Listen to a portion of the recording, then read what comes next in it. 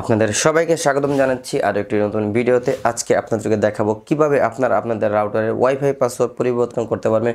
So দেরি না করে লেটস বিগিন।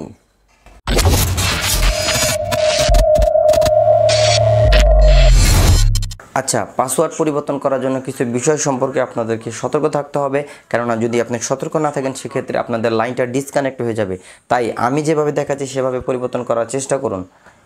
আচ্ছা, প্রথমে আপনি আপনার মোবাইলে ক্রোম ব্রাউজার ওপেন করবেন, তারপরে একটি আইপি সার্চ করবেন 192.168.0.1। এই আইপিটি সার্চ করলে আপনাকে নিচে একটি পৃথিবী চিহ্ন বা আপনার রাউটারের যে নাম সেটি দেখাবে, সেটার উপর ক্লিক করবেন। ক্লিক করলে আপনাকে রাউটারের মূল ওয়েব পেজে নিয়ে যাবে।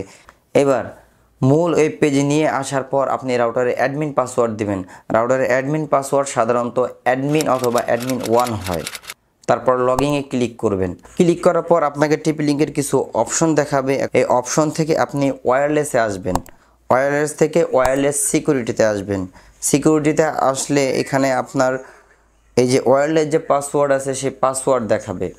এই ওয়্যারলেস পাসওয়ার্ডে আপনি আপনার যে পাসওয়ার্ডটি দিবেন সেটি ক্লিক করবেন। আমি আমার পাসওয়ার্ডটি দিচ্ছি, তারপর সেভে ক্লিক করবেন। তাহলেই আপনার পাসওয়ার্ড পরিবর্তন করা হয়ে যাবে। এবার আপনি আপনার যে মোবাইলের ওয়াইফাই অপশন আছে সেই অপশনে পুনরায় ফিরে আসবেন।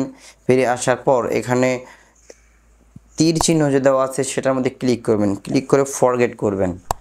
ফরগেট করে আপনি আপনার যে নতুন পাসওয়ার্ডটি দিয়েছিলেন সেটি দিবেন।